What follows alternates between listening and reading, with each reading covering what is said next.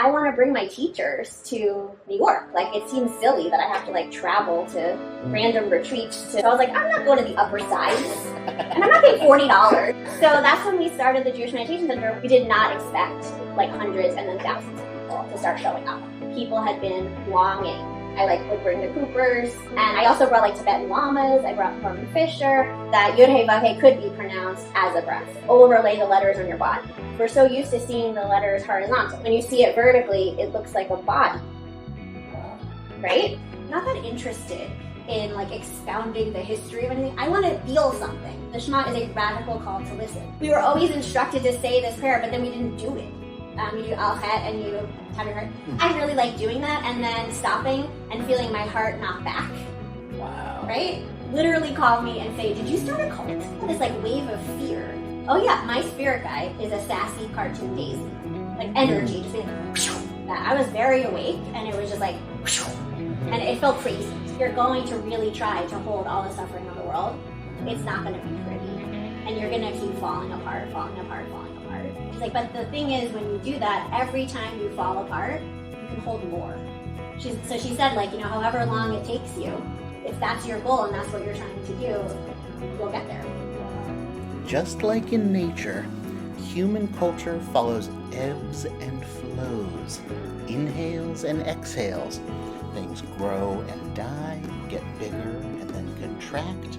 Evolution accelerates and then slows down. The universe moves in cycles, almost always gradually and predictably, until it doesn't. Every once in a while, the stars align, the weather is perfect, the moon crosses in front of the sun during a solar flare, and then blah, there's an explosion of massive change, and it releases a sonic boom that reverberates through time and space, sending us hurtling towards brand new timelines and possibilities. And when the planets align and the conditions are perfect, it just takes a single spark to set it off. Today, I am so excited to say we get to talk to one of those sparks. And her name is Alison Laichter. Alison founded and ran the Jewish Meditation Center in New York City, a place that brought the world's most inspiring Kabbalists and leading rabbis and Jewish mystics together with leading Buddhist thinkers, Tibetan Llamas, internationally renowned meditation teachers, and thousands upon thousands flocked to this grassroots, community-led center and its meditation retreats to join in on this swirling hurricane of contemplative wisdom, merging and mixing and helping give birth to the beautiful spiritual landscape that Jews and the rest of the world get to explore today. Alison, before all that, worked as an engineer and an urban planner, making New York City intersections easier to cross. And holy moly, has she done the exact same thing as a mystic and a teacher. Calling herself a collector of mentors, she has studied under Tibetan Llamas like Vajrayana Buddhist master Lama Tharchin Rinpoche, Soto Zen priest and founder of the San Francisco Zen Center, Zoketsu Norman Fischer, Rabbi Alan Lew, who pioneered the merging of Zen Buddhist and Jewish meditative wisdom, and Shoshana Cooper and Rabbi David Cooper, who carry a cross-fertilization of Sufi mysticism, Hasidism, and Kabbalah.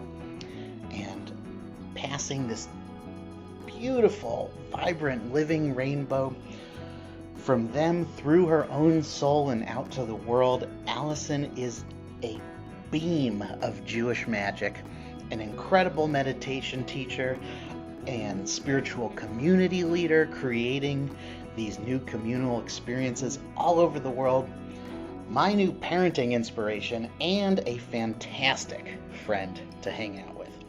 Without further ado, please open your hearts and your eyes to Alison. So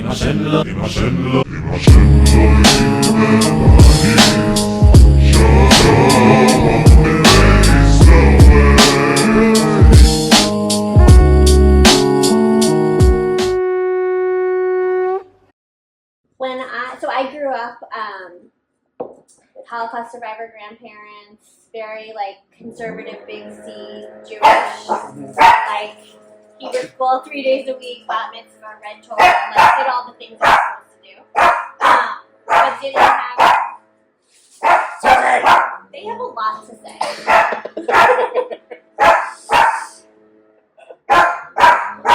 Live up. That's perfect timing. Guys, just come over here. You want to be in the podcast? Just get over here. They really do. You want to come up? No. Okay. When I was 15, I was reading a magazine that doesn't exist anymore, YM magazine, and because I don't think magazines exist anymore. But anyway, it was like a teen girl magazine. Okay. And in the back, which is like advertisements, you know, and there was an ad for a sleepaway camp, for an environmental sleepaway camp. And I was like, oh, I should go to that. And I like looked it up. I think the internet didn't exist. I don't even remember. I like called a number. Was it in high school? Yeah, I was 15. I like called a number, I think that was like in it. And whatever. I wound up, got a scholarship, got a ride. Like it was in a different state. Yeah. I like figured it all out because the way my family system is that I didn't ask if I could do anything. I just went to my parents and I was like, okay, I'm going to go to the sleepaway camp. It's already paid for and I already have a ride to and from. And I leave on this day. And so my parents were just like, okay. And so I went.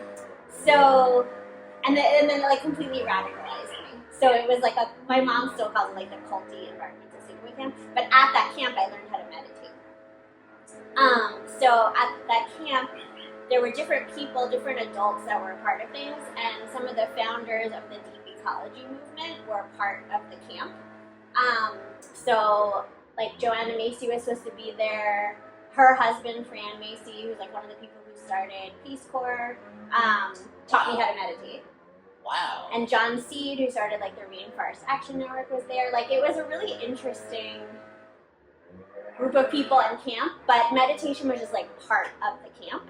It wasn't like a special thing. I don't even think it was in the advertisement. But that was my biggest takeaway. Also, it like radicalized me, so it made me think a lot differently about like activism and gender and racism and sexism. Like it really like brought up a lot that in my like sheltered suburban teenagehood had not really come up before in that way. So anyway, I came back home from that camp, and I wasn't like a monk, you know, like meditating all the time, but I was definitely like on a path, and I was just kind of like, I want to learn everything I can about meditation, because I felt like a window opened up in my brain. That's what it felt like. And so at the time, the library, my local library had like nothing, and the Barnes and Noble that was like nearby had like a couple of old Buddhist books or like some like Hinduism books that touched on meditation. So I just like got all of those, read everything I could, and then I was just kind of like, oh, cool, I'm not Jewish anymore, I'm Buddhist. Like that makes sense, you know. And my parents weren't like thrilled about it, but it just like, I don't know, it was like my new identity, and I was just trying to learn. I was trying to learn as much as I could, but also I was like, if I do this enough, then I probably could like levitate and like bend spoons and walk through walls. So that became like my goal. Yeah. As a teenager. Then later, we'll fast forward around, but I went to college for engineering, for civil engineering, and I like learned physics and that, and then I was like, oh, you actually can't walk through walls. Turns out I do believe in science. And the levitating monks, they're just like hopping, like.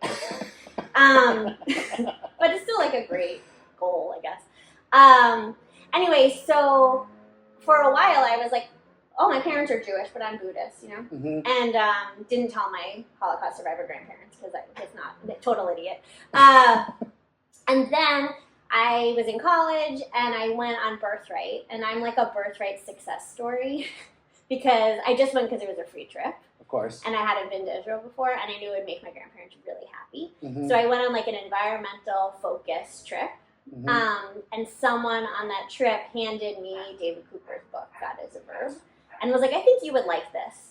And I read that book, and it like changed everything I thought about Judaism and spirituality and my own like connections with my ancestor. You know, like it changed everything because so much of you read it on birthright? Yeah. Wow. So much of what I found meaningful in Buddhism, I didn't know had a reflective, mostly the same thing in Judaism, because I had never been exposed to mysticism before, or like any Jewish contemplative practices. So first I got really mad at every Hebrew school teacher I ever had, because I was like, I spend so much time with these people, like learning, and no one mentioned any of this, which is part of why I love teaching kids and teenagers now. But after I got done being mad, then I was like, oh, I guess I need to like learn more about Jewish meditation and mysticism. So then that launched me into a whole other world. And I wound up finishing college, graduating college, and then I moved to San Francisco and Berkeley and lived there for a while. And then I just sort of like coincidentally, but you know, it's not really possible, moved down the street from Chokhmat Halev, which at the time was a Jewish meditation center. So all the big teachers came there. Because that was like the place to be. And so then I was exposed to a lot of incredible people. That's when I met Rabbi Alan Lew, who became one of my big teachers and important teachers in my life.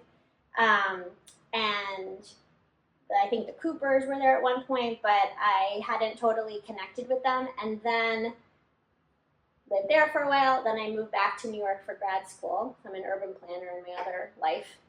And that's when I was really missing the community and the teachings and stuff that I was getting when I lived in the Bay Area. And then I found out that the Coopers were doing a silent retreat at Isabella Friedman. So I obviously have to go. And I was like all nervous. I'd been on retreats before, but not like that. Like, you know, it was a week-long silent retreat. And I was nervous because I loved his book so much. So, and I was always nervous, like if you read someone's book and then you meet them, what if they're a jerk? Which I was guaranteed to at least be not. Well, I was like nervous about meeting Alan Lew also, and I had nothing to worry. He was an amazing person, and the person that I thought he was from reading his book, that's who he was. So I was like hopeful, but also nervous, because I had also met a lot of teachers that weren't that nice, or like that I put on a pedestal and they like quickly knock themselves off. So, but I went, that was my first of many silent retreats. So I was probably like 22 or something when I first went. Wow. So also this like is all before 22. Also, you really much were on younger. like a rocket ship. Yeah, that's what Shoshana Cooper would say. So on that first Cooper retreat, I fell in love with the practice and with their way of teaching. And also realized that although I love David Cooper's books and will always love David Cooper as a person and as a teacher, because I wound up, we'll talk in a minute, but I wound up spending a lot of time with him, Shoshana became my teacher, like my teacher, because I was so entranced by the way she answered questions. Someone would ask us, it reminded me when I lived in the Bay Area, I spent a lot of time in a Tibetan Buddhist like monastery because I had friends who lived there, whatever, long story. But I went to a lot of retreats there. I spent a lot of time there. And Shoshana felt to me like the Lamas in the Tibetan Buddhism world, but less scary to me. And not scary, but she just felt so relatable to me. And someone would ask a question about like a simple question, like, I feel like I'm breathing wrong, or I'm not sure how to sit, or something like very simple, and she would see right through their question and like answer their actual like deepest, most like vulnerable place that they would never actually say. She just saw right through it, and you would watch people just like burst and like they might start crying, or you would watch people have like epiphanies, and I was just sitting there as like this young person. And I was just like, holy crap, like the way she is able to see people and answer what they need answering and not even what they were asking. Like, I was just like, I want to learn from that person. So I went on like a million retreats. And then I did, this is also, it tells you about me, I guess. I can't remember if it was that first retreat or a different one, but I actually did 2 back-to-back week-long silent retreats. One was with Alan Lew and Norman Fischer, and one was with the Coopers. Very different. Because Alan and Norman come from the Zen tradition, and the Coopers are like Sufi, they're all Jewish, but like Sufi mystics. So like very different vibes for their retreats. Yeah, sure, yeah. And I did like a back-to-back. Wow. Which was This is like Navy SEAL training or something. It was intense. It was intense. But also I was like able to do, and young, and so like wanting to be in that world. And then I don't remember, I'll have to look. I don't remember like timing because, you know, I have like a rocky relationship with time, so I just have no idea what time it is at any point or how much time. Just don't ask me ever. But I wound up starting the Jewish Meditation Center in Brooklyn in part because I was just like, I don't want to just go on a retreat, have an incredible experience that like opens my mind and heart and changes something in my like chemistry and to sit with all these people and feel connected and blah, blah, blah, and then come home and not have that again for a year or however long. Like that just felt like not a sustainable practice to me, even though I had my own meditation practice for a long time because I was like very committed and disciplined about that. And so I started brainstorming with a friend and we were just like, what if something existed in Brooklyn? If all the like hip young Jews live in Brooklyn, which is what it felt like at the time, we were like, how come nothing like this exists? Also, like, I want to bring my teachers to New York. Like, it seems silly that I have to like travel to random retreats to, especially New York. It just seems silly. And then also I was like a snobby 20-something Brooklynite, so I was like, I'm not going to the upper sides, and I'm not paying $40 to like see someone.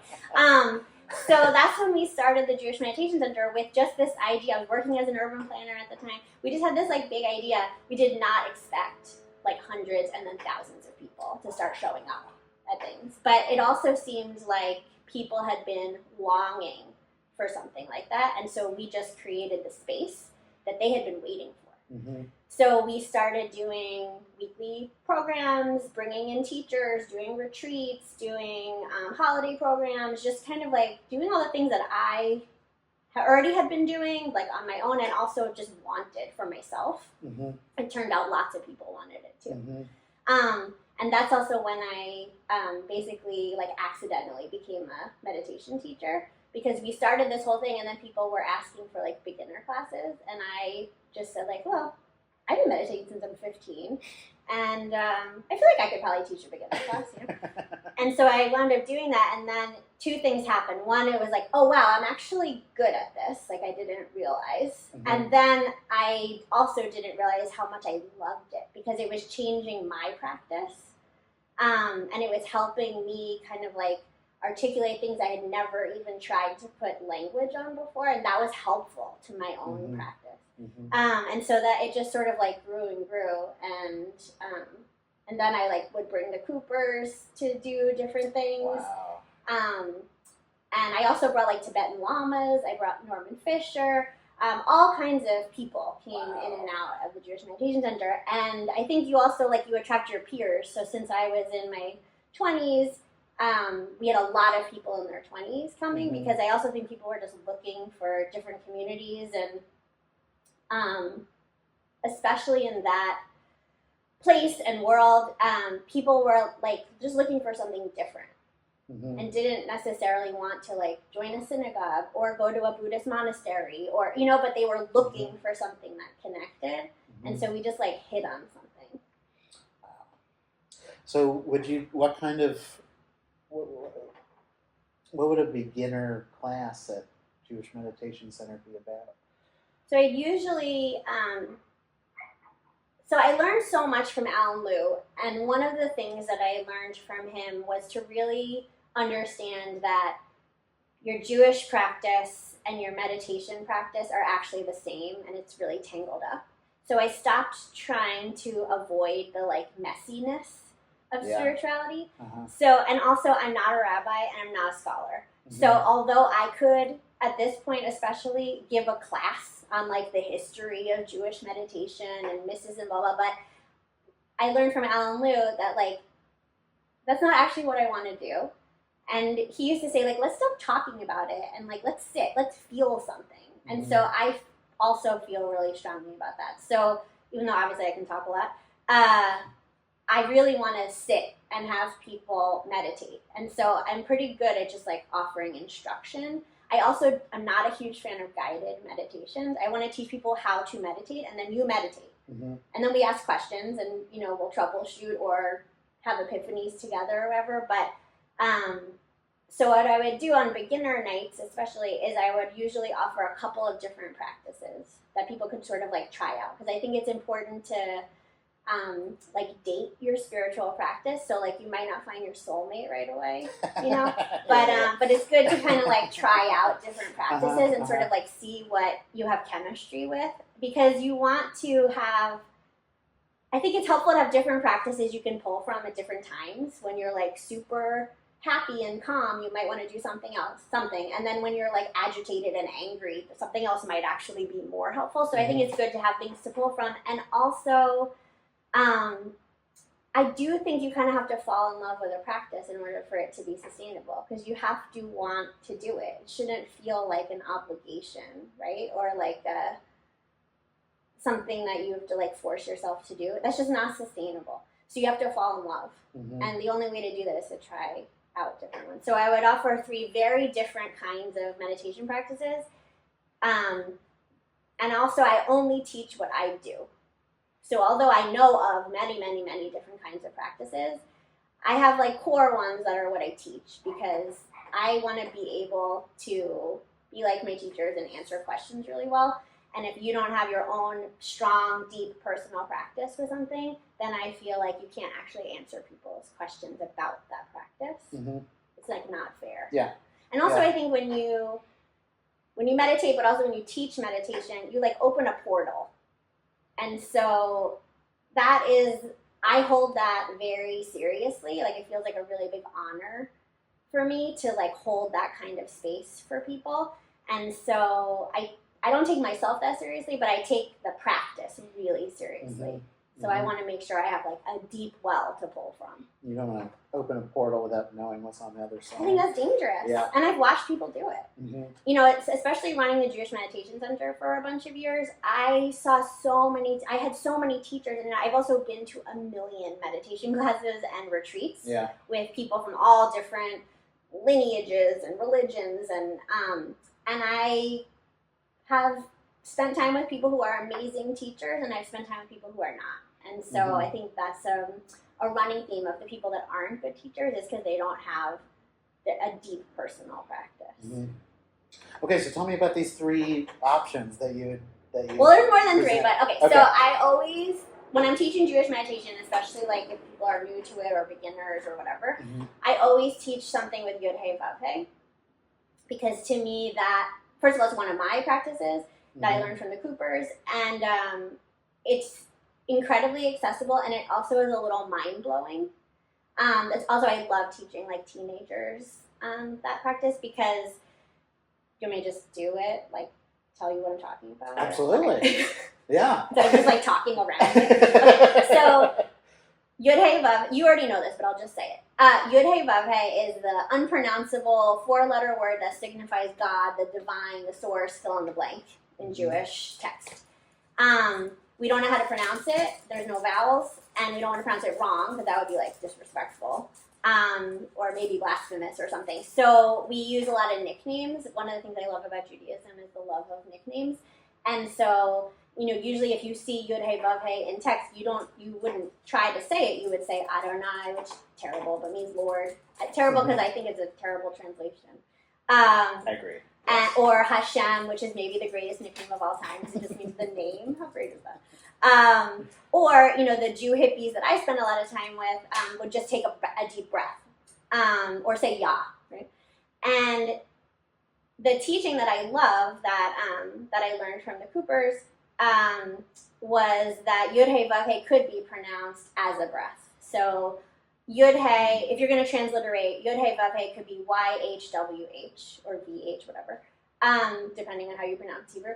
But the Yud Hey, let's say it's YH, could be an inhale. And the Vav Hey or VH or WH could be an exhale. So I love that teaching because that means no matter what language you speak or don't speak, every breath could be a blessing, a prayer, like an invocation of divinity.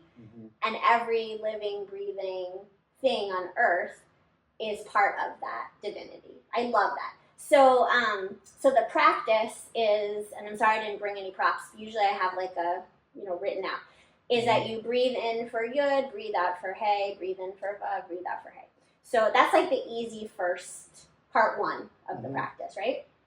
And part of meditation is just getting really good at staying with some kind of anchor for your practice or pattern or mantra or visualization.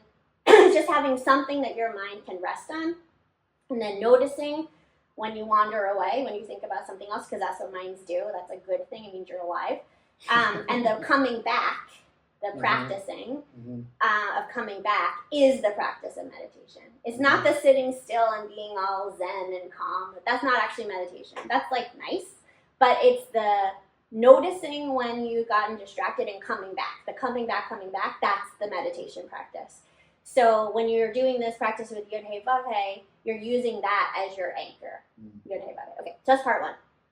Part two is that you overlay the letters on your body. So you do like a Yud Hey Vav Hey.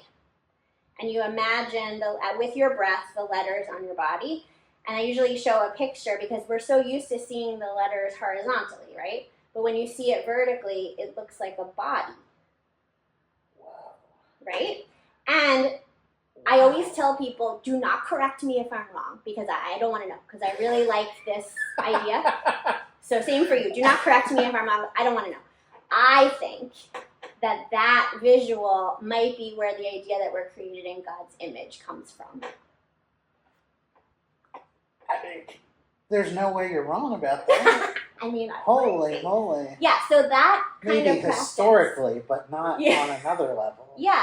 And so, and you should try it, because that practice is also when you do like an embodied practice and you're really working with your body. So breathing in, imagining a Yud around your head. Breathing out, imagining Hey across your shoulders, down your arms. Breathing in, Vav, up your torso. Breathing out, the last Hey, across your hips, down your legs. It's a really interesting practice. Oh my gosh, I'm so pissed. You just blew my mind. Holy moly. It's cool, Alexa, right? off. Wow. Yeah, so that's one practice. Oh my god. All right. We'll be right back. That's cool, right? Holy crap. I'm sorry I didn't bring something to show you, but I will send it to you. Okay, so just blew my mind, and then we had to stop. So this, the Yud Hey Vav Hey thing. I love teaching that.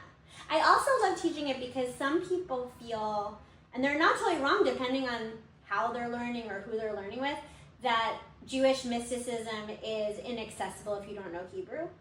And so I like teaching Yud Hey Vav Hey as a breath because it transcends language, which is also why I think meditation can be so helpful to every living, breathing person, because you don't need anything. You just need to breathe.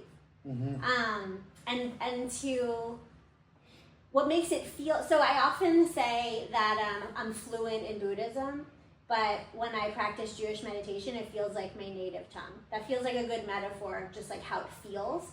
And I think that's also like, listen, no religion, practice, whatever, has a monopoly on the breath, right? Like everyone's breathing.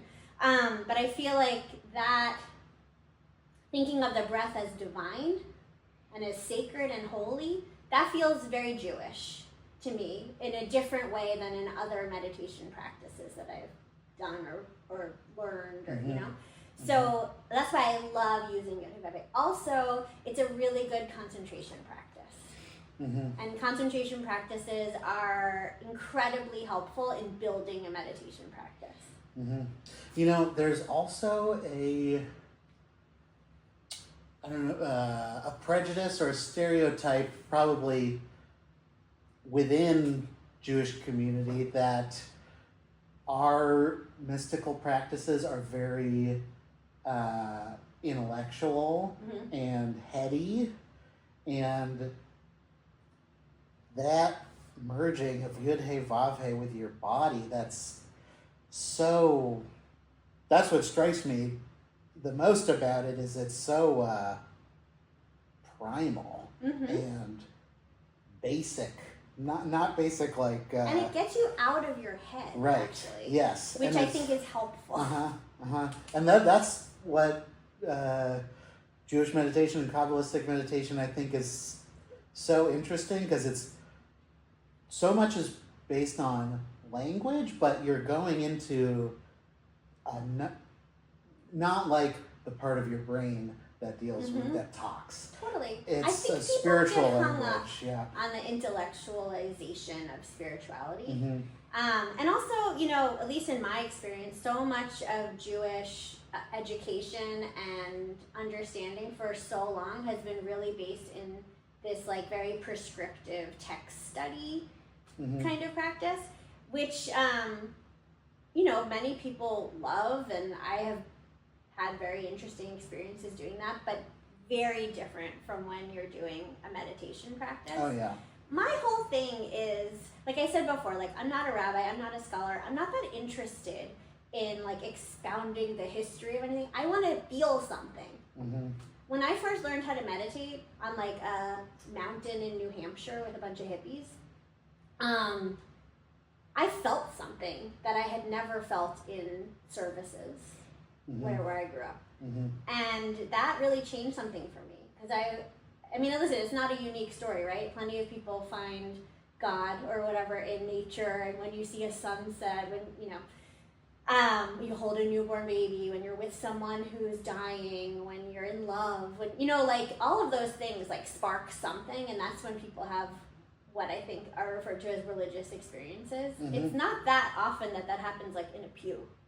That kind of feeling. What I learned quickly was that you can access that in a meditation practice. And so I was just like hungry for that. I wanted that. I wanted to feel something.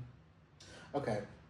You just dropped this little teaser of this Yud He Vav He thing, just as one of three options, and you almost brushed over it. So you got to tell me. I won't spend as much time on it, but I often, because when I'm teaching beginners, I want to give 3 or how much time I have, right?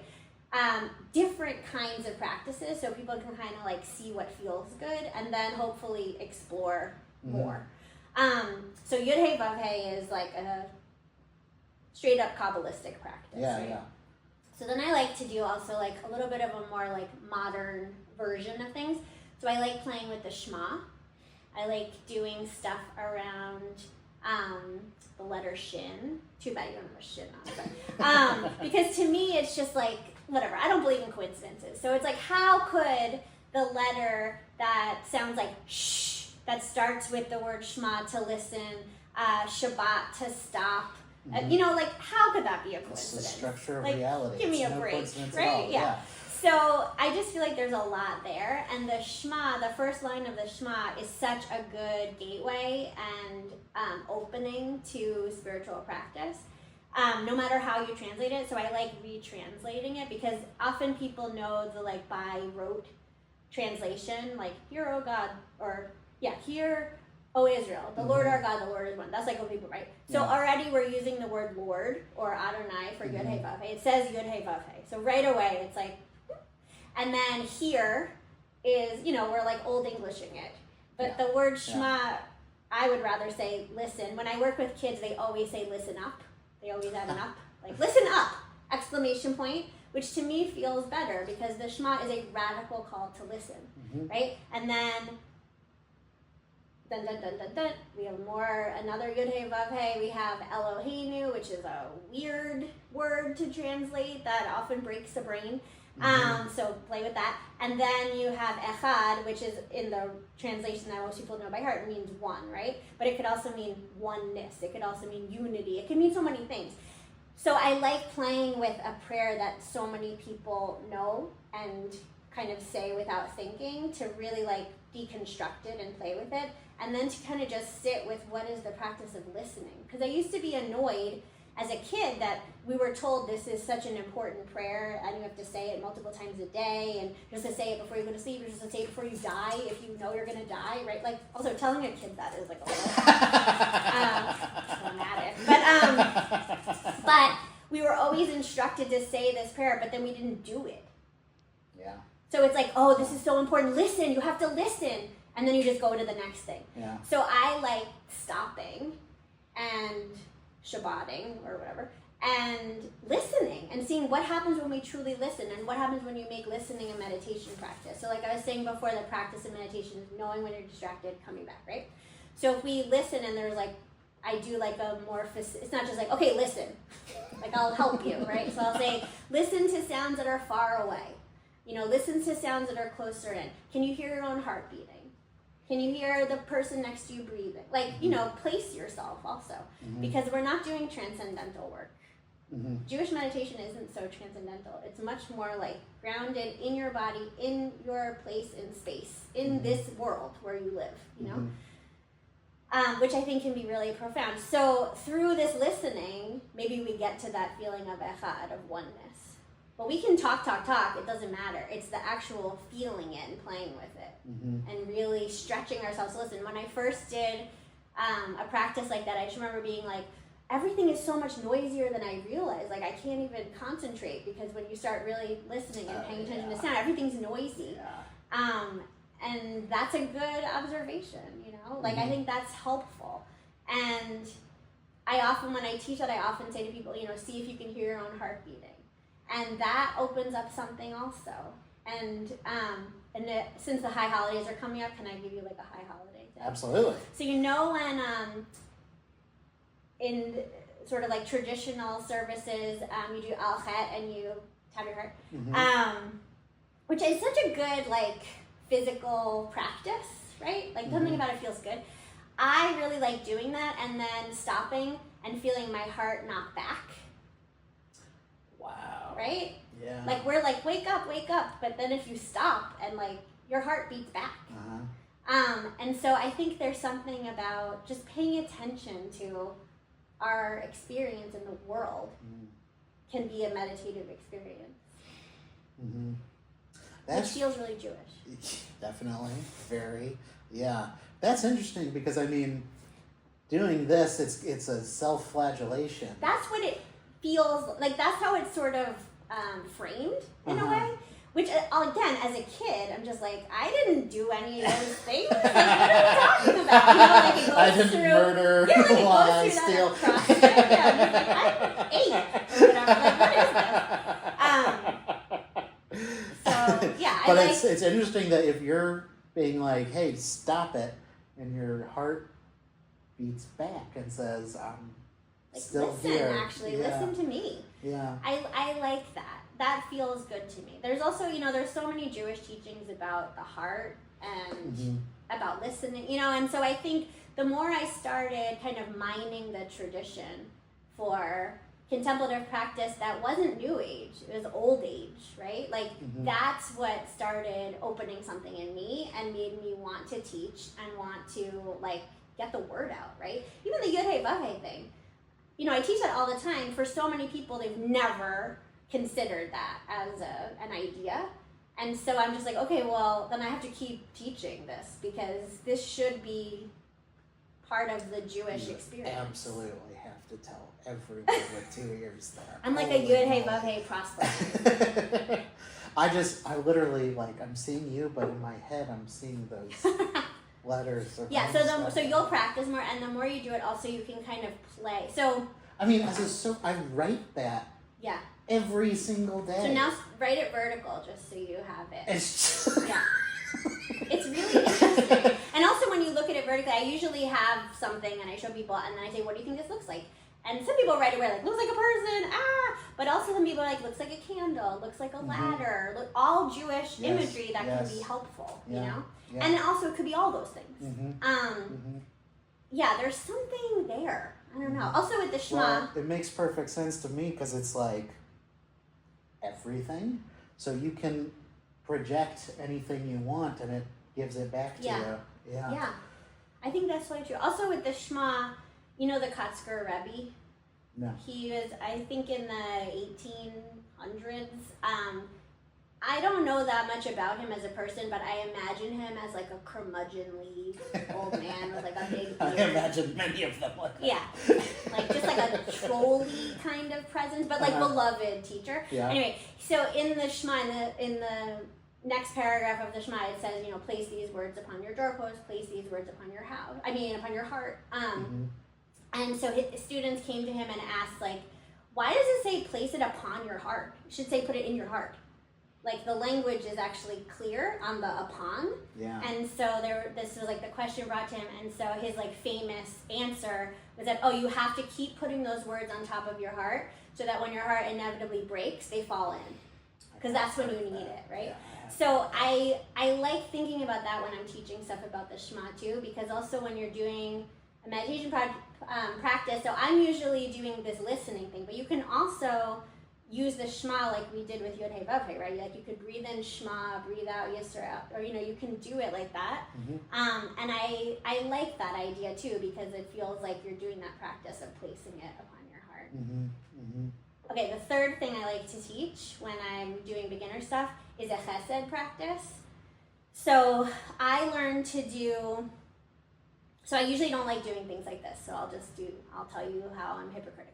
Okay. I've studied with a lot of people, and a lot of people who said they were teaching Jewish meditation, but really it was Buddhism with like some Hebrew thrown in or some, and I don't like that. Yeah. I always have said I'm not interested. It's fine if other people get a lot out of it, but for me, I have a lot of Buddhist teachers. So if I want to learn Buddhism, I'm going to go to them, right?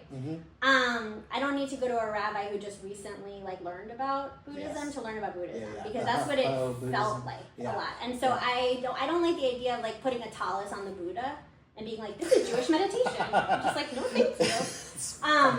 So that said, though, this is totally a Buddhist practice that is made Jewish. Okay. But I really like it. So, and I've been doing it for so many years, like at least 2 decades. So I learned the metta practice. Metta means like loving kindness in Pali, old Buddhist language, or language used in a lot of Buddhist texts. And so I learned this from Sylvia Boorstein. And she does this whole thing about like, may I be safe, may I be, happy, may I be whatever. And then one of my Jewish meditation teachers, who's a rabbi, he retranslated it using the Sim Shalom prayer. And so basically saying like, may I be blessed with joy, may I be blessed with peace, may I be blessed with compassion, And so I really like doing that practice for a bunch of reasons. One, I think it stirs something, especially the way that I teach it and the way that I learned it was, you imagine people that you love, that like when you think of them, your heart just opens, right? So you start easy, and you wish them all these blessings. May you be blessed with love. May you be blessed with peace, And then the way I learned it from Buddhist teachers was that the way they often start is with yourself, like may I be, and that I think can be very difficult for people. So I think it's easier to start with like someone that you love. Yes, I've also heard there. A pet. Yeah, because they're much less complicated than another person. Can also be someone who is no longer alive, right? When I work with kids, they always pick a pet. They always ask if that's okay. And then you move it out, right? Like you expand all the people that I like, all the people maybe they didn't make it into the love category, right? All the people that I know, all the people that I don't like. That's where it gets like really interesting, because then you have to bless them. You're gonna bless someone who's like you don't like or you think is like maybe a bad person, or that's good practice because it's stretching stuff. And also it's just in your own head. So, and then yourself, and then the whole world. I just feel like you might as well zoom out. If you're going to do all these blessings, you might as well bless the whole world. Also, it's a Jewish teaching you're supposed to say 100 blessings a day. So that practice really gets you there. But I like doing that also because it's an outwardly focused practice. Mm-hmm. It's not concentration. Mm-hmm. It's using your imagination, so there's more like contemplation that's involved. But it's still coming back to these same words you repeat over and over again. Mm-hmm. And again, I only teach what I do. So I've been doing that practice for a long time, and I have found it really beneficial to me.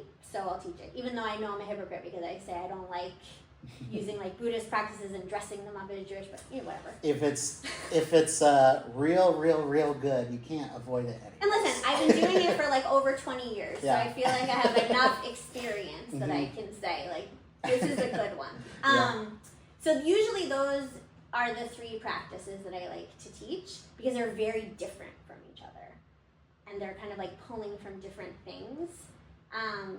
And so that I feel like gives people a good basis of just like what are we even talking about when we say Jewish meditation, instead of me just talking about it, right? So we'll do three practices and then you kind of get an idea. Mm-hmm. Also, I really like teaching Jewish meditation in a way that is as accessible as possible to people that are not Jewish, Jewish with very little education, Jewish with a lot of education. Like I've taught a lot of rabbis, I've done a lot of work.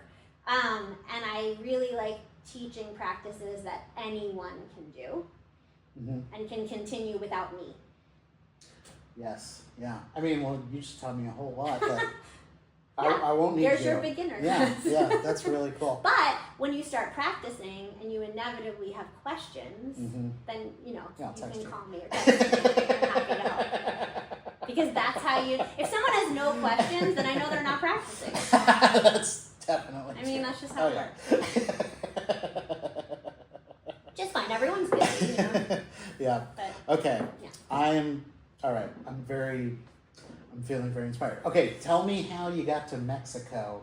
Sure. So you have this meditation center in New York? Yeah, I have this meditation center that was like extremely successful, unexpected. So I quit urban planning and just worked as the executive director at the Jewish Meditation Center and taught a lot and was trying to build this community and also this movement. So I worked with so many people all over the world who wanted to start meditation centers, or at least like a circle of people that they could practice with. Because I think that idea that like you don't have to go on a retreat to get your spirituality and then come home and be in the real world or your real life. Like Alan Lew once told me, I asked him, it was like at a retreat and it was like, I don't know, on the third day or something. And I was like, I feel like I'm crashing, And he was like, oh yeah, that always happens on retreat, except when you've been doing it a long time.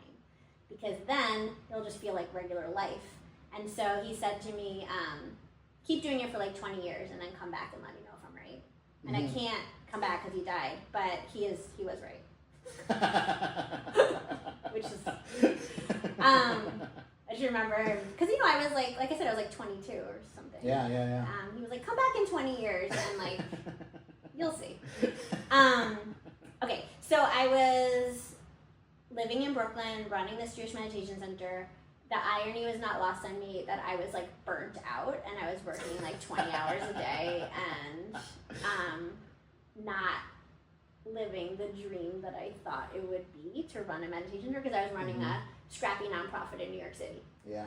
And also trying to build this movement, this idea. Yeah. And also I was, as you can imagine, like a lot younger than the big shot teachers. Some of them did not take me seriously. Sure. Yeah. The Coopers always did, which I always appreciated. Very few women, very few young women. That was also part of why I started teaching, because I was like, I don't hear anybody like me talking about this stuff, so I guess I should do it, Yeah. Which I'm glad I did.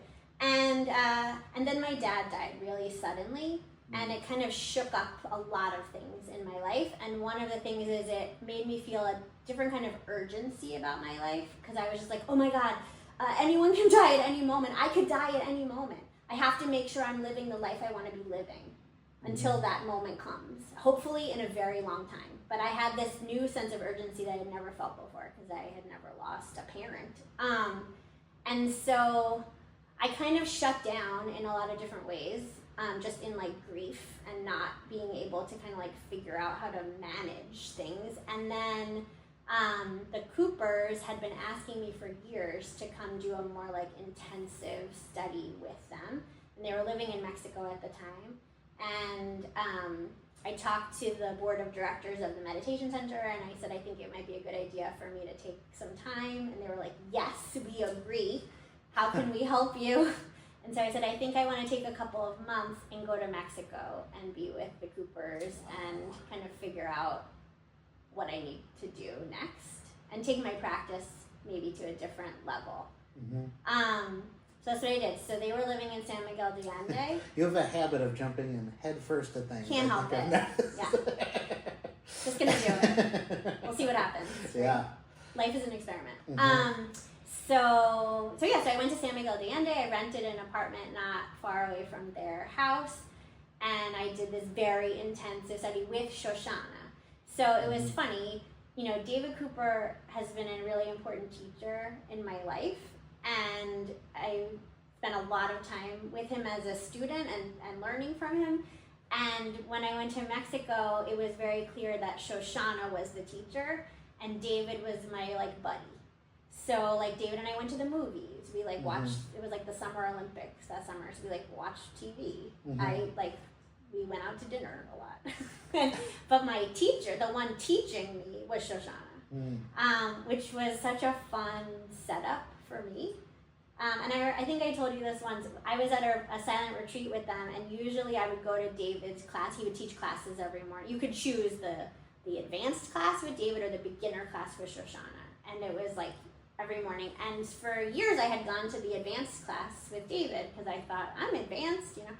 And then I got smarter and I started going to the beginner class, and then he like pulled me aside one day and he was like, hey, how come you're not coming to my classes? Like, where are you? And I said, like, no offense, but I don't care about your theology or hearing about other people's. And what I want is to, like I was saying before, feel something. And I feel like in Shoshana's class, that's where like hearts are opening, tears are flowing, people are transforming. She is able to help people access things that I've not experienced before. And that's where I want to be. And he was just like, fair enough, like I understand, you know. And I think he would have said also, like, she is the better teacher. Anyway, I'm pretty sure he would have said that. So that's when it just became, and then I went to Shoshana at the end of that retreat, and again, like I was really precocious. I was like 23 or something, and I said, I want to answer questions the way you answer questions. And she said, okay, I guess I will teach you everything I know, and we'll start in a month. And so that's when I started really studying with Shoshana. Wow. And it was incredible, and yeah. Wow. And that for so long, you know, I had been meditating for a long time because I started at 15. I took it really seriously. And I had been like shopping for a teacher and not feeling like I found someone. Like even studying with Alan Lew, I was like I was a little intimidated by him, so I didn't talk that much like in the classes. I talked to him more when I went on retreats with him. But I just felt so comfortable with the Coopers, and I felt so seen by them. Like they didn't see me as this young, precocious, maybe they probably did, but they also saw like, oh, there's something there, and we're gonna support her and we're gonna help her grow. And that was huge to me, especially as like a mentor collector. There's a pattern among whatever you want to call it, masters or enlightened people or et cetera, et cetera, et cetera, of this thing that you described about Shoshana earlier, where they know what you're thinking or they know what you really want to say. And then often people describe the reverse also when you look into their eyes or you are asking about them or something. It's like expansive. You can see other things through them. Did you experience something like that? Maybe? I'm not sure. The thing with the Coopers that I loved so much is that even though it's funny, when I would go to retreats with them and they would talk about their lives, I would imagine they like lived in a cave, you know? And like were mystics that like lived, you know, in a cave on top of a mountain that you had to like climb vertically to like reach them, and they'd be like, please, may I ask you a question? And they'd be like, you're not ready. Like that's what I like imagined. And meanwhile, they're like, you know, watching House and on a treadmill. Yeah. And, you know, like, so, and especially when I spent time with them in Mexico, I was like, oh, they're like regular people. They're not regular people, but they're also regular people, which also feels very Jewish to me because my other meditation teachers, close meditation teachers were like Tibetan Llamas who were not normal. Yeah. Like, I shouldn't say not, I mean, they're not normal, but well, they're they not like don't drive a car. Right. You know, Yes. they live in a monastery. Everyone does stuff for them. Like, I brought one of the Lamas that I was really close with, Lama Tharchin Rinpoche. I brought him to the Jewish Meditation Center for Sukkot. Wild? Yeah, I just had this idea, and he was into it. And I don't know how old he was, but let's say like 150, like 4 feet tall, and like not functioning on the same plane as anyone. And anyway, so we did this whole thing, and then at the end there was like a Q&A, so people were asking questions, and that was the funniest part because someone asked Lama Tharchin about road rage. What do you do if you have road rage? And he couldn't stop laughing. He was like, I don't drive a car. Who do you think you're asking? I'm not part of your world, you know? And then told a story about like llamas through the air and having like magical earrings or something. And everyone was just like, what is happening? And I was like, this is why I love him, you know? Because like he's not operating on our plane. He's doing something else. But the Coopers were able to like access that kind of stuff, but they were very much in the world. And same with like so many, like same with Alan Lew, same with like a lot, Norman Fischer is a good example too. Like I've learned so much from Norman Fischer, and part listening to him talk about what it was like to parent, and then grandparent, because I didn't want the same life as the Coopers. Like I knew I wanted to have children. I knew I wanted to have a different kind of experience in the world than what they had.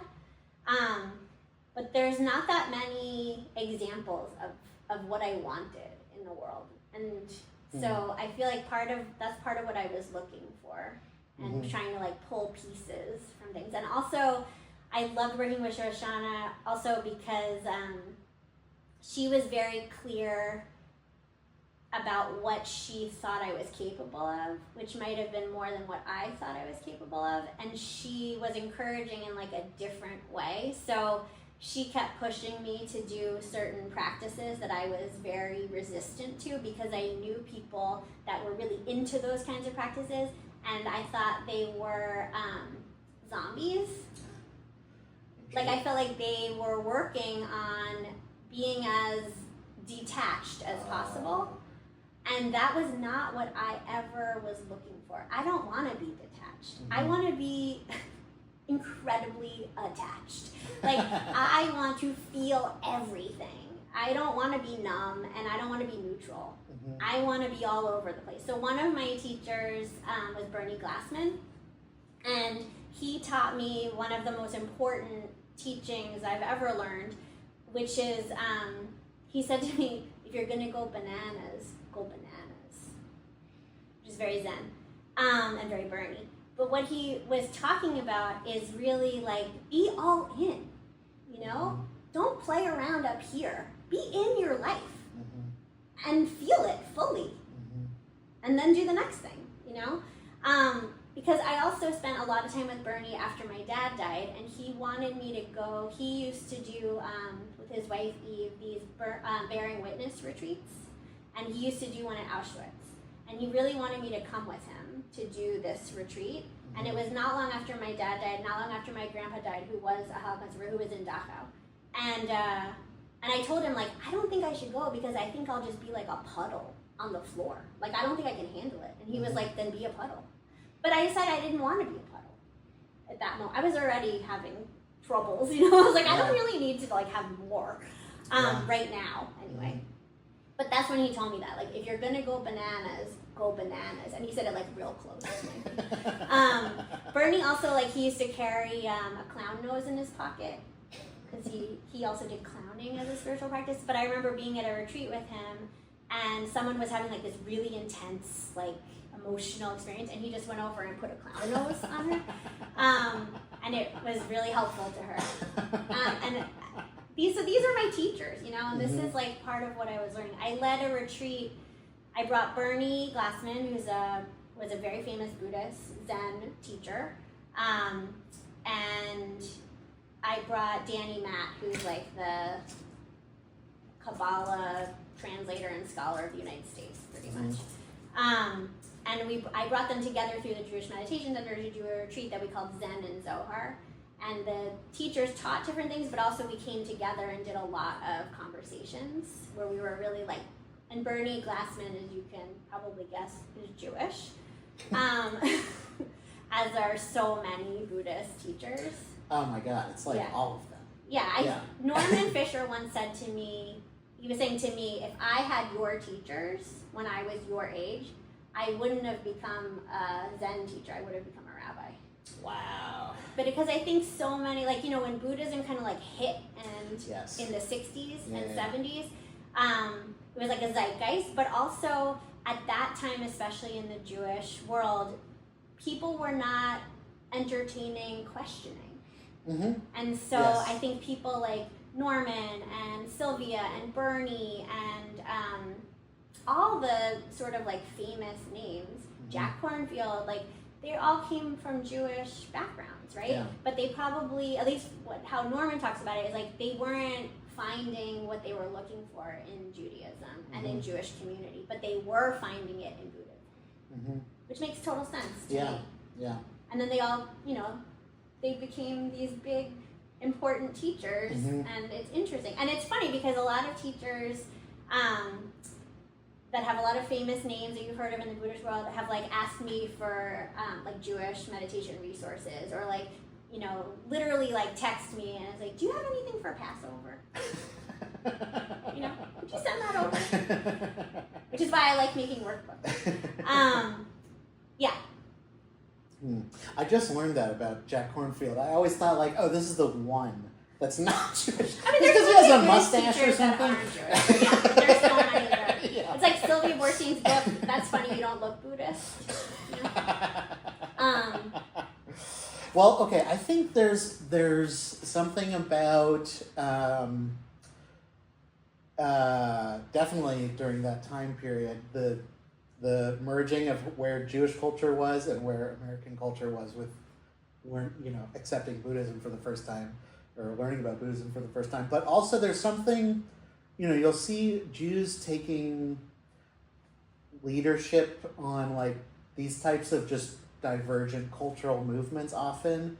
And I've thought about why that is. I think it's one, you know, if you're a Jew 99 times out of 100, you've only been in whatever country you're in for max 3 generations. So you're not like, oh, my father was a farmer and his father was a farmer, so I'll be a farmer. Well, that's interesting. Like there's a lot more freedom to entertain new ideas. And then also there's something about being Jewish that's different than being Christian or just the majority faith. Wherever you are. Yeah.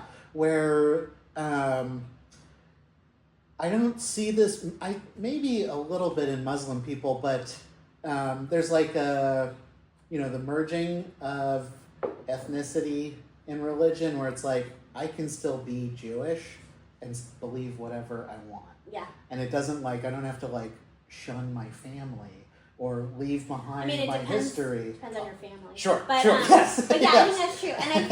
And I think along with that, there is something, and like I'm happy if someone wants to argue with me about this, but at least in my understanding and experience, there's something in so many Jewish people that like we're like a people of seekers. Like it just feels really Jewish to, ask questions, right? Yes, Always. And yes. just to be kind of like searching for what you need and want and being proactive about it. Yeah. On a very like fundamental level of just how Judaism is practiced religiously, you only learn about things through reading about an argument. Yeah.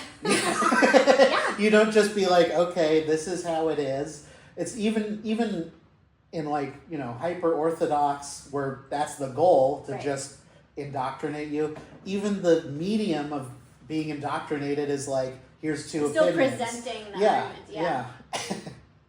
Yeah, so that creates some very interesting and very powerful side effects, maybe. I think so. Yeah.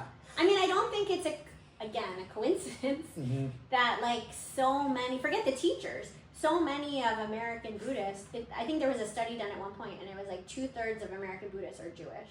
That is not surprising to me at all. Yeah. It there was a major hole in Jewish culture for all of this. Yeah.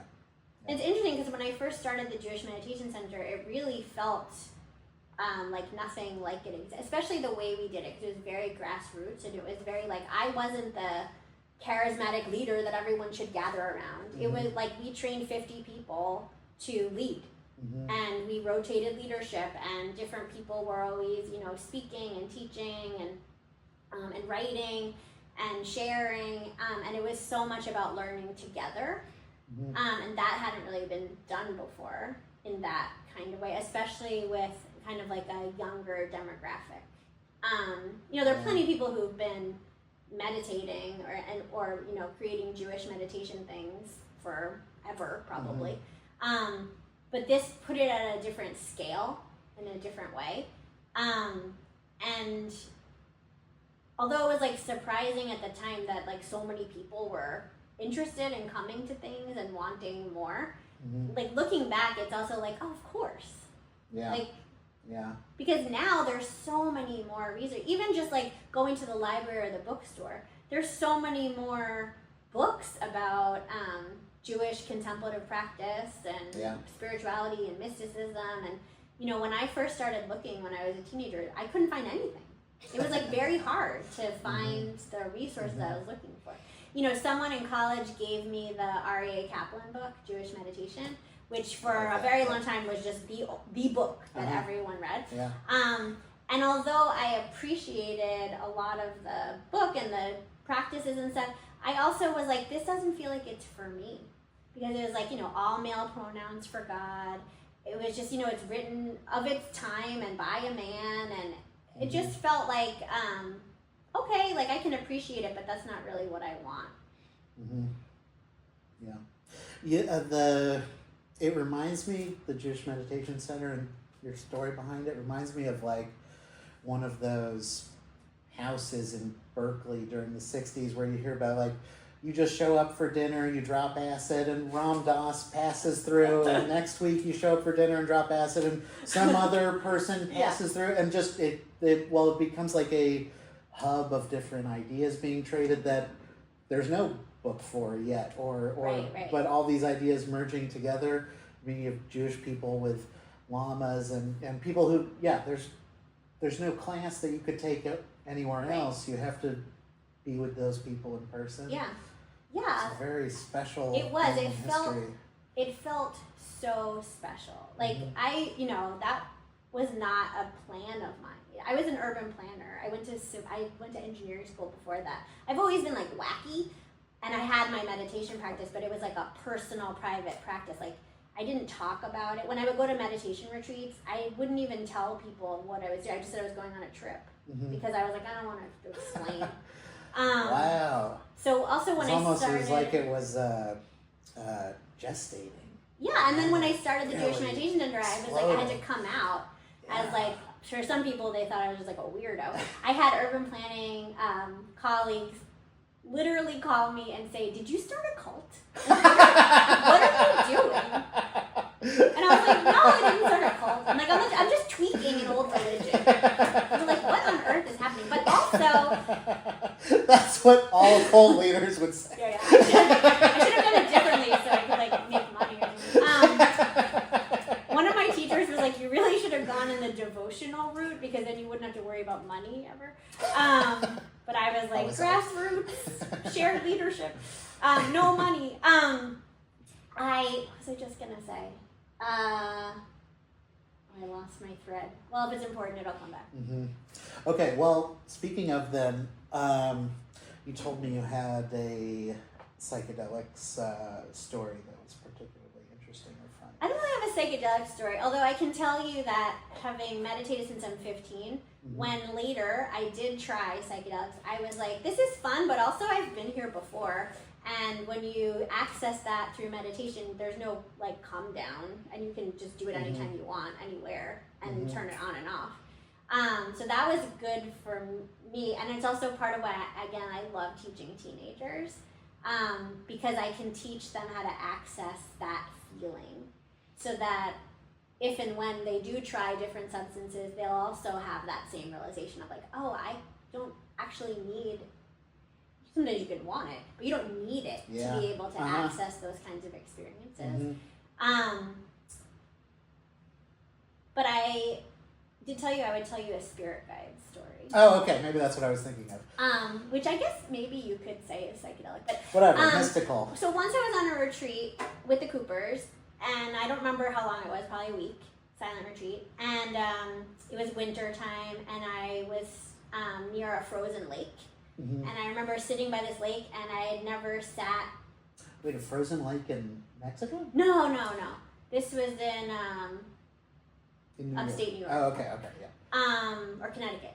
I'd never spent that much time at a frozen lake, so I didn't know it makes crazy sounds from like the water moving. I didn't know that either. So it makes sounds like wah wah, like weird sounds. And so I was just sitting there like, whoa, this is so cool. Like because also when you stop and listen, you hear things you've never heard before, and you have different experiences when you pause and pay attention. And so I was just like sitting there, and then I had this like wave of fear, which I'm not even sure where it came from, but it was like felt really real. And then I had what they call silent retreats, or any kind of meditation retreats, in the Buddhist world especially, but they call it interviews. You have like interviews with a teacher. And so I had an interview with David Cooper.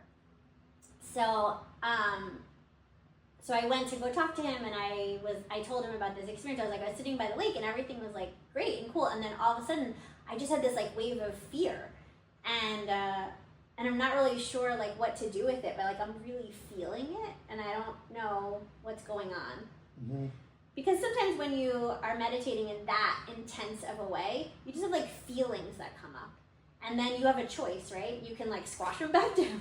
Yeah. Or ignore them, or you can like investigate and be like, what is this feeling? What does it feel like in my body, in my brain? If this feeling was a color, what color would it be? If I was going to describe this feeling to someone who's never felt this before, how would I describe it? You start getting curious, because that's really good practice for meditation and for like really being a witness to your own thoughts and what's going on in your mind.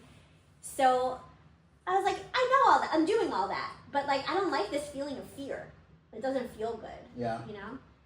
When you have feelings of like bliss, you're not complaining that you don't want to feel it. Yeah. But fear is like a whole other thing.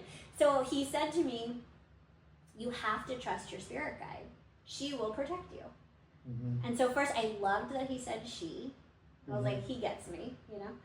And I was like, spirit guide? I never thought about that as an idea. Like, no one ever has brought that up to me. So I was like, Oh, he just kind of dropped that? Yeah, I was like, I guess I should meet this spirit guide that he's referring to, because I don't know who she is. And then I went and took a nap. Or I laid down, I can't remember. So either I was dreaming or hallucinating. And I had this vision, and this is so me, and it's so annoyingly me, of this cartoon Daisy with like her leaf hand on her hip. Like Daisy, you know? Yeah. And she was like, hey, I'm your spirit guide. And I was like, what? No. I want like a wolf, or like, you're not the right spirit guide. She was like, sorry, honey, I'm your spirit guide. And then I woke up. And that was like, I don't even know how long ago, decades. And since then, I'm just like, oh yeah, my spirit guide is a sassy cartoon Daisy. And that makes perfect sense to me. And she kind of came to be at that retreat. But that was like a long time ago. And I still, also it makes me laugh. Like I just still find it so entertaining. Because I remember just being like, no, sorry, I reject this. And she was like, you don't get to choose. Well, it sounds like the exact opposite of fear, that's for sure. Yeah, so there's like something, like there's something there. So when we were talking about, before we started, we were talking about spirit guides, I was like, I should probably share my spirit guide. But it also was so annoying because like I was like, I thought I would have something like majestic.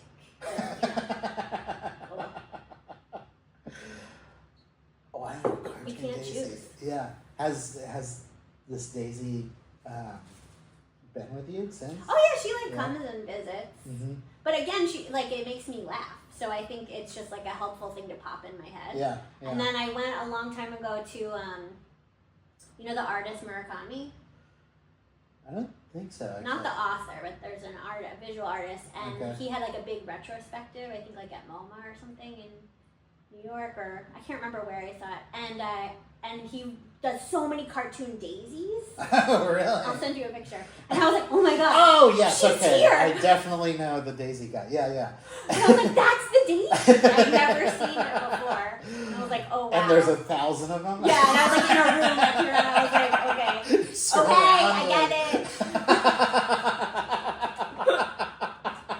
yeah. Not just one. Hundreds of thousands. Yeah. I felt very comfortable, but it was also like, wow okay. That's a lot. Yeah. It's kind of like all too on the nose. It's like really. But that's it. That's so often I feel like what we want, these religious experiences that are like, you know, the sky parting and a voice talking to you, or you know, a light show or fireworks, blah blah. And the reality, at least in my experience, is that really deeply powerful and transformative spiritual experiences don't happen like that. Like, at least the ones that are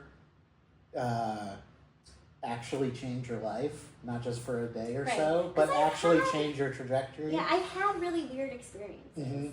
I was sitting at my desk once when I was working as an urban planner, and I had like all these paper at like a messy desk. I had all these papers on my desk, and one Post-it started spinning. And I was like, what the, you know? And then I don't even remember, I was like, maybe there's some like magic word written on this. I don't even remember what was on it. I just remember sitting there like, this is not normal. Like something is happening. I once, it was like around the same time period, I got a sunburn from the inside out. It was like nighttime, and I was doing some like intense meditation thing. I was like at a class or something. And I was wearing a necklace like this, but like a bigger charm. And I was like building heat in my body when I was doing this practice. And then the next day I had a sunburn on my chest, and you could see the outline of my charm. Like weird stuff. Like weird stuff. I remember sitting once in a yoga class and felt this like strong wind, like it blew my hair, you know? And so I opened my eyes because I was like, what just happened? Like, did someone like turn on a fan in front of me or open a door, right? Nothing. No one else's eyes were open. And I was just like, okay. Like, stuff like that just started happening to me. It's a much longer story, but I once went blind at a concert. Just like all kinds of things. And I can't blame like drugs or, you know, like that just really wasn't what I was doing. And so I was at that time when all those crazy things were happening, and I met certain people that like changed my life in different ways. I was just like, okay, I'm tuned in right now. And I remember talking to, I think I talked to Alan Lew about that, but I definitely talked to David and Shoshana about it. And I was like, I'm just having all these like really weird experiences that just cannot be explained, and I'm not really sure what to like do with it. And David was like, oh, you should read this book of mine. I remember he was like, not a bestseller. Like where he wrote down his like dreams and stuff. He was like, just because you're describing stuff that is very familiar, and also like if you just read the like, No worries. if you just read the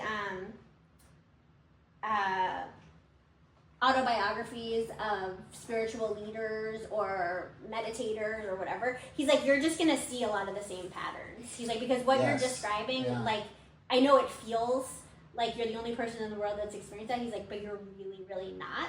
And he's like, what I think is happening is not that you're seeing things that aren't there. You're just seeing more. You're just really opening up your mind. And that was a big part of my learning with the Coopers, because I remember they said to me, like, because I said once, like, I just feel like I'm free falling. Like, it's not a good feeling, actually. Yeah. And I'm, like, nervous because I'm having all these weird experiences that seem related to my meditation practice. And they were kind of like, good. Like, the only thing you can hit is your own mind. So keep going. And I remember once at a retreat, oh, this is a good story, actually. I forgot about it. I brought them to do a retreat in Brooklyn. And so we were all sitting together, and then it was time for, like, questions. And I remember having this moment where I was like, should I out myself as a weirdo? Because I was, like, running this organization. People, like, thought highly of me, you know? And I was like, here's my opportunity. I really have a question I want to ask, but it's definitely going to make me sound crazy. But I was like, gotta do it, right? So I raised my hand, and this at this point I'd known the Coopers for years and felt obviously like super comfortable with them, but I had never asked them this question before. So I'd been doing in front of everybody. Yeah, in front of a lot of people. I had been doing concentration practice for a really long time. I did concentration practice for many, many years where I counted my breath. So I would like count up to 7 and then back to 1, and it's a really good sort of like brain training exercise. And often when people do a lot of concentration practice, that's when all that crazy stuff happens, because your concentration practice is like a fidget spinner for your brain. So it like gives your brain something to do, and it kind of frees up other things to be available to you. I don't know if that makes sense, but if you do it, it'll make sense. So I've been doing concentration practice for a long time, and what I noticed is that so often when I was sitting and I was doing it, after a few minutes, I don't know how to describe this except that I would feel like a whoosh in my body, like energy, just being like whoosh, and it was downward or upward. It like kind of didn't make a difference, but it was like jolting. Yeah. And it wasn't like falling asleep. It wasn't like that. I was very awake, and it was just like whoosh, and it felt crazy. And I never said anything to her, but I was like, this has kind of been going on for like 10 years. So I feel like at this point I should like say something. Yeah. So I raised my hand and I basically said that, so they were like, what do you do when you feel that? I was like, well, usually it like surprises me, so like I open my eyes and it kind of like knocks me out of whatever I'm doing, and then I go back and then it happens again, and I just sit with it. I just pay attention. And they were like, what would happen if you went with it instead of just sitting with it, if you went with it? And I was like, well, then I kind of feel like I would just take off. And they both leaned forward and they were like, then take off. And I was like, that's why they're my teachers, you know? Yeah. So then I was like, oh, okay.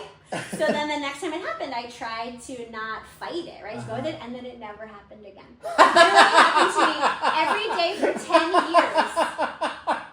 Every day for 10 years. And then it never happened again. Wow. After I listened. Scared it off. Yeah, but I was also like, that's why they're my teachers, right? Because I had other teachers that I know because I had asked similar questions, whatever, they would never tell me to take off. They'd be like, you need to get grounded, you need to, which is probably like protective.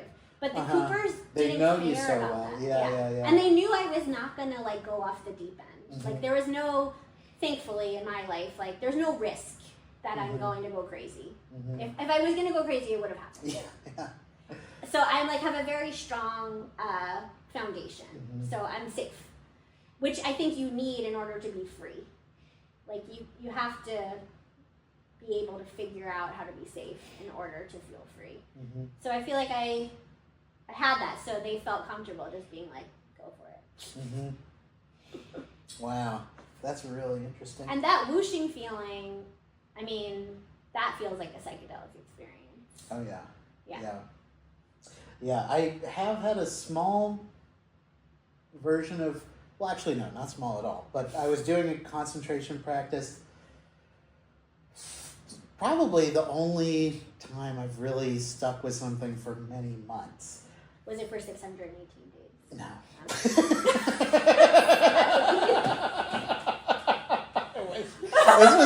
This was before all the 618 stuff. Yeah, probably unlocked whatever that was. But I would do open-eyed, in this garage actually, I just stare at like a mark on the wall, open-eyed, for about an hour a day, and just